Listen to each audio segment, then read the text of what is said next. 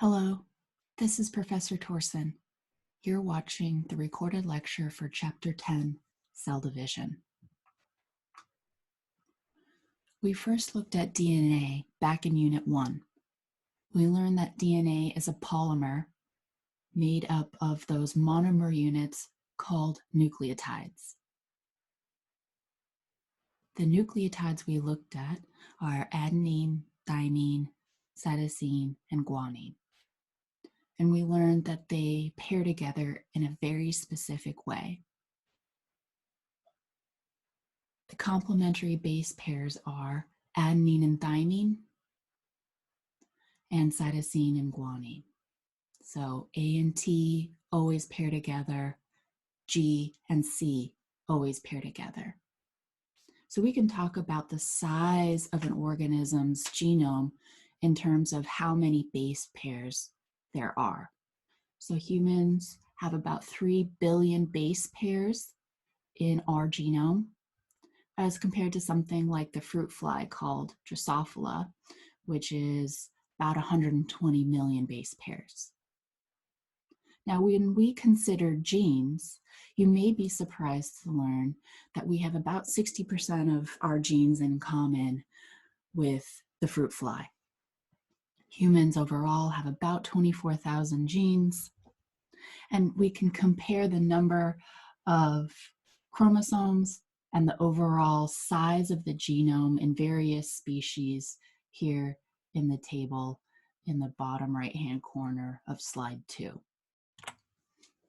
When we looked at DNA in Unit 1, we were looking at the double helix structure here in the bottom left-hand corner of slide 3. This double helix or spiraling here, and we saw that the blue ribbon that you see is representing the sodium phosphate backbone.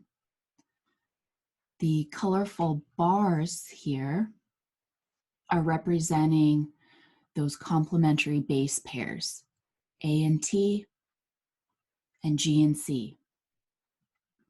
If we zoom out, we would see that DNA is actually quite organized. DNA stays organized through the use of small proteins called histones. Histones help package the DNA and keep it organized. The term chromatin refers to the composition of chromosomes, so the DNA itself, as well as any associated proteins, including those histones. We are going to be talking about chromosomes and their movement during cell division. So when we talk about cell division, we're going to talk about the cell cycle and various stages of the cell cycle. So in the bottom right-hand corner of slide 4, you see a representation of the cell cycle, right? And it goes in a clockwise manner.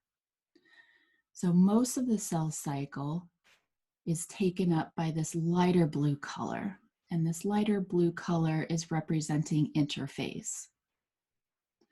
Interphase is the stage of the cell cycle in which the cell is not actively dividing.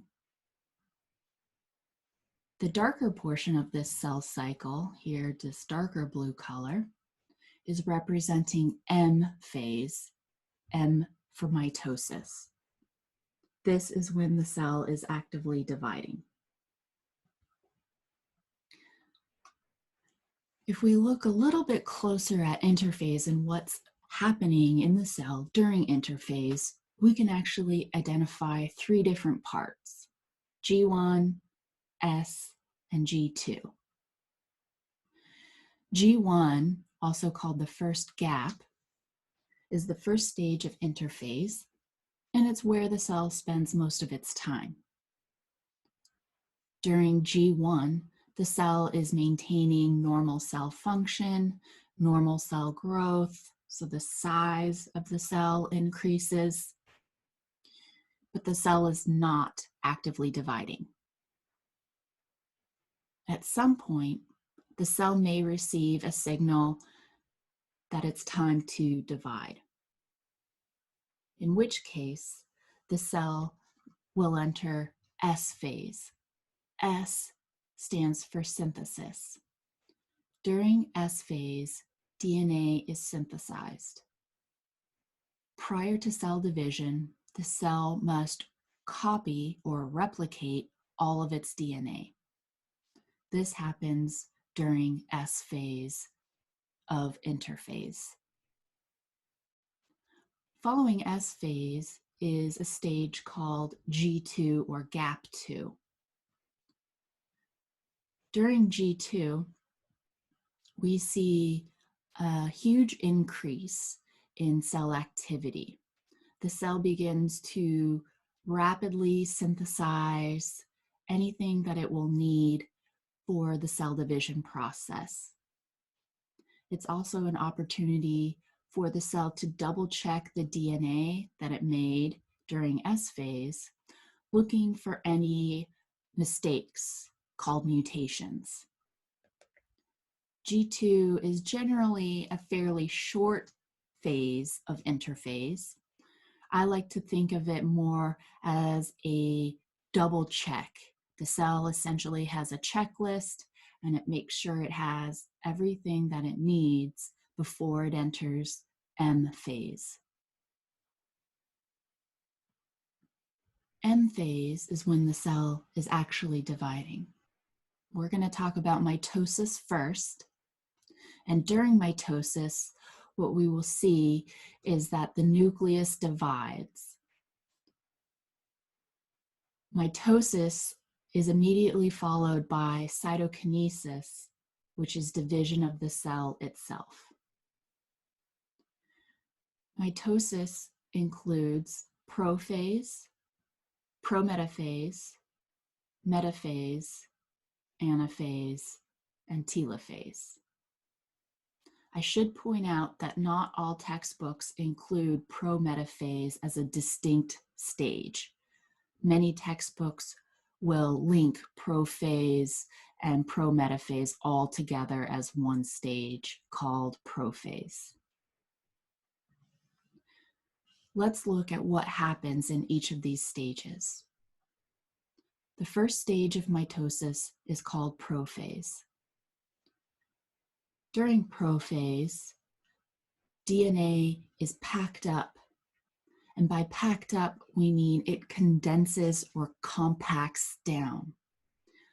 DNA compacts so far that we can actually view individual chromosomes, like shown here in this figure, under a microscope. We also see formation of mitotic spindles during prophase. Mitotic spindles are composed of protein filaments called microtubules. Microtubules were introduced in chapter 4. It's one of the cytoskeletal filaments we learned about. During prometaphase, we see the nuclear envelope, that membrane that surrounds the nucleus, begins to fragment or break apart.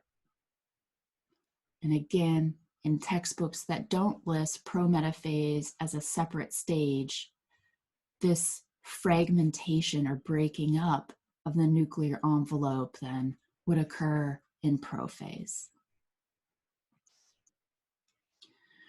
Once this nuclear envelope breaks apart in prometaphase, the cell is temporarily without a nucleus. We need to temporarily get rid of the nuclear envelope in order to have enough room to move these chromosomes through the cell. During metaphase, chromosomes move so that they are lined up in the middle of the cell. The microtubules coming from the mitotic spindles are what is actually responsible for the physical movement of these chromosomes. these microtubules attach to the kinetochore proteins on these chromosomes here and push and pull these chromosomes until they're all lined up in the middle of the cell. During anaphase, what we see is that chromosomes are pulled apart towards opposite ends of the cell.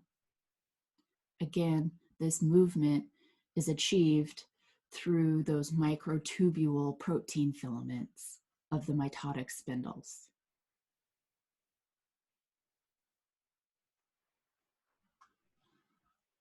Telophase is the last stage of mitosis. During telophase, we see two separate nuclei form.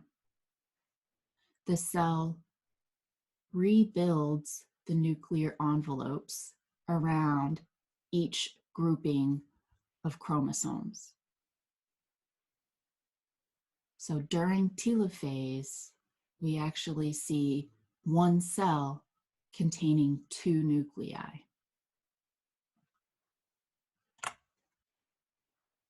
Finally, once the nucleus has divided, the cell body itself needs to divide. This process is called cytokinesis. If we look at this figure here on the left-hand side of slide 12, we see one nucleus up top. This yellow is indicating the nuclear envelope that has reformed, and same down here. We see the cell actually pinching in here in the middle. This is due to a circle of proteins called the contractile ring.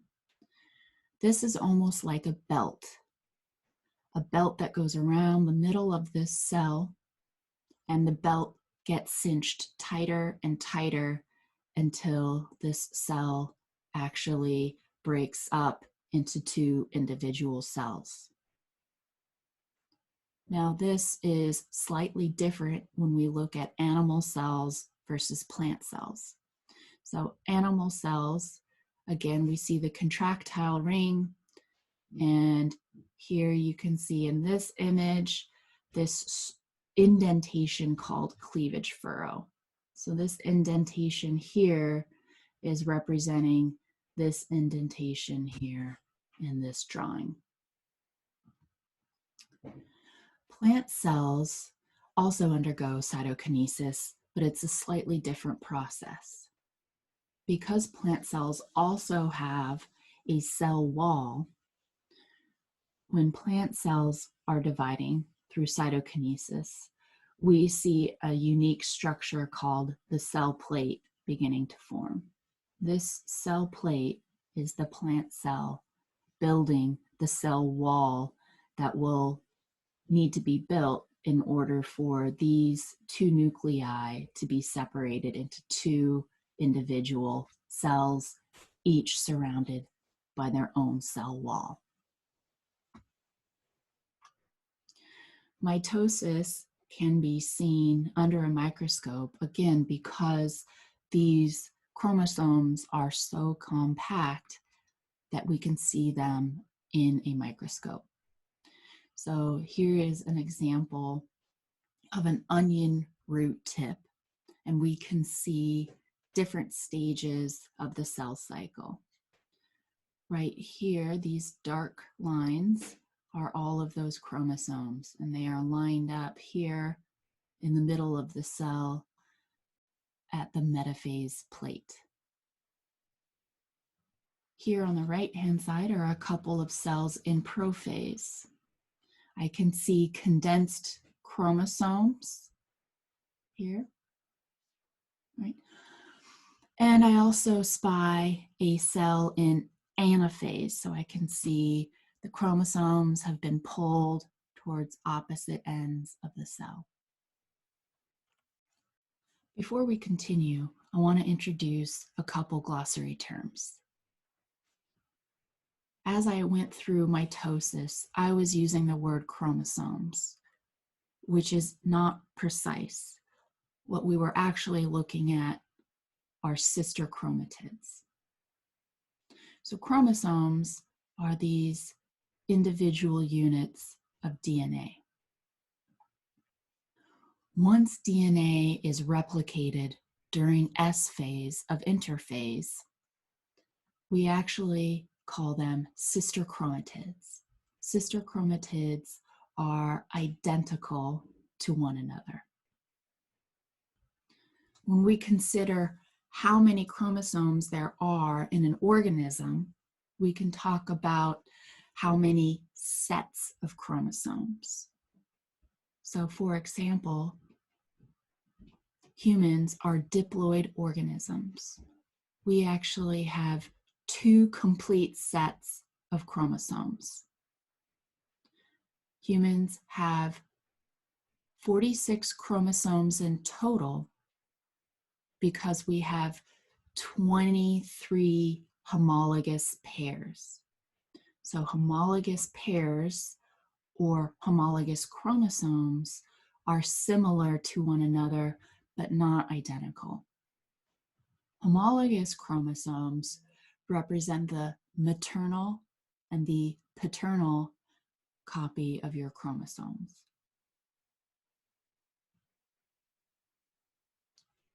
Prokaryotic cell division is a much simpler process because the cells themselves are much more simple. Prokaryotic cells only have 1 chromosome and it is circular. And remember, prokaryotic cells do not have a nucleus. So for prokaryotic cells to divide, the cell will need to replicate its DNA. And then once the DNA is replicated, the cell simply needs to elongate, and then we see the cell beginning to pinch here in the middle together to finally produce 2 daughter cells from the original parent cell. This process is called binary fission, and it's fairly fast. So this can happen in well under an hour.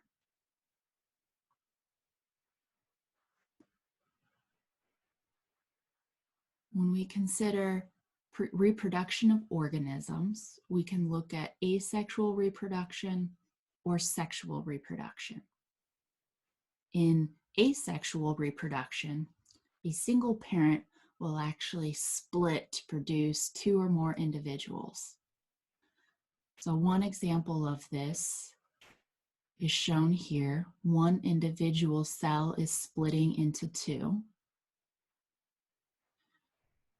We also see this in plants like strawberry plants. So here's the main strawberry plant, and the strawberry plant will grow this offshoot, and here is a baby strawberry plant that you can pull off the parent plant and plant in another container. Many organisms, however, utilize sexual reproduction, in which 2 gametes, a sperm and an egg, come together to form a zygote. Meiosis is the process of cell division that produces gametes, those sperm or egg cells. In mitosis, the goal was to produce 2 identical daughter cells from the original parent cell. In meiosis, the goal is different. In meiosis, the goal is to reduce the number of chromosomes in each cell. We want to reduce the number of chromosomes so that when the sperm and egg combine together, we get the correct number of chromosomes for that organism. In this figure on the bottom of slide 14, we are looking at the parent cell here on the left. These are different stages in meiosis, And these 4 cells are representing the gametes that have formed. These 4 cells, if you notice, are haploid.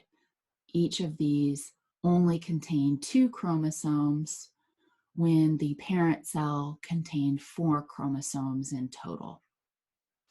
So this parent cell is diploid, has 2 copies of every chromosome. You see it has 2 of these smaller chromosomes and 2 of these bigger chromosomes. The gametes that were formed, however, are haploid. They only have 1 of these smaller chromosomes and 1 of the bigger chromosomes. Meiosis can be divided into 2 parts, meiosis 1 and meiosis 2. During meiosis 1, we still have stages called prophase, metaphase, anaphase, and telophase. And the events that happen in those stages are the same. So for example, during prophase of mitosis, we learned that chromosomes condense or compact down, the nuclear envelope goes away, and the mitotic spindle forms. Those 3 events also happen during prophase 1 of meiosis 1. I want to draw your attention to anaphase 1. During anaphase 1 of meiosis 1, what we see is that paired homologous chromosomes separate and move towards opposite ends. Crossing over is something that happens during prophase 1 of meiosis. Homologous chromosomes line up next to each other, like this. So these blue chromatids here are sister chromatids, and these 2 red guys are sister chromatids, and all 4 together are homologous chromosomes. Crossing over is when portions of these chromatids actually cross over and swap portions. So you can see this blue chromatid here now has part of the red chromatid, and this red chromatid now has part of the blue chromatid. This helps increase the genetic diversity. We call it genetic recombination.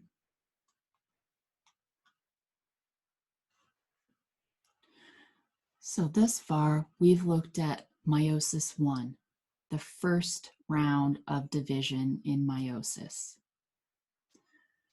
We saw that the parent cell here first had to replicate all of its DNA during S phase, and once it began meiosis, it produced 2 cells through the separation of those homologous chromosomes.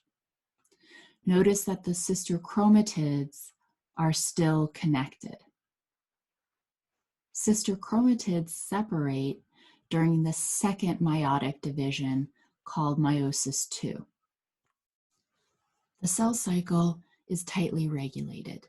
There are various checkpoints throughout the cell cycle that are regulated by molecules like cyclin-dependent kinases. This regulation of the cell cycle helps to prevent unnecessary cell division. Cancer often results because of a disruption in these cell cycle checkpoints or the cell cycle regulation. So there are some errors that can occur during cell division. Replication errors can occur during S phase of interphase. Remember, the cell is replicating all of its DNA during S phase. The enzyme that does this, called DNA polymerase, can make mistakes. These mistakes are called mutations. We will look more at DNA polymerase and how it replicates DNA in chapter 12. During mitosis, one source of error that can occur is called non-disjunction. Non-disjunction is when sister chromatids do not separate correctly. During meiosis, there are two main sources of error that can occur. We can see non-disjunction, which again is a failure of those chromatids to separate correctly. We can also see errors in crossing over, when those homologous chromosomes swap portions of each other. These crossing over fails include duplications, deletions, inversions, and translocations. Non-disjunction is represented here on slide 23. Here we're looking at meiosis. We see one set of sister chromatids here in yellow and one set of sister chromatids here in blue. All of these together are homologous chromosomes. So during the first meiotic division, or meiosis 1, we see the homologous chromosomes separating. So we see one cell here with one set of sister chromatids and a second cell here with the other set of sister chromatids. During the second round of meiosis, we see that the sister chromatids separate in order to form the 4 haploid cells, and remember, these are gametes. Non-disjunction occurs when chromosomes fail to separate. So for example, in this figure, we see the yellow sister chromatids separated correctly, but the blue sister chromatids failed to separate. So we ended up with one gamete that has an extra chromosome and one gamete that is missing a chromosome. Table 15.2 lists a variety of human conditions that result from non-disjunction. Down syndrome is probably the most well-known of these, and in Down syndrome, individuals have an extra copy of chromosome 21. Here in the bottom left-hand corner of slide 23, we are looking at part of a karyotype. A karyotype is a visual representation of an organism's chromosomes. So here we're only looking at part of an individual's karyotype. Notice we're starting on chromosome 6, so chromosomes 1 through 5 were cropped out of this image. What you notice is that there are 2 copies of every chromosome, except for chromosome 21. Chromosome 21 has an extra copy. This extra chromosome is a result of non-disjunction, for example, what was pictured up here in this figure. Thank you for watching. That concludes the recorded lecture for Chapter 10.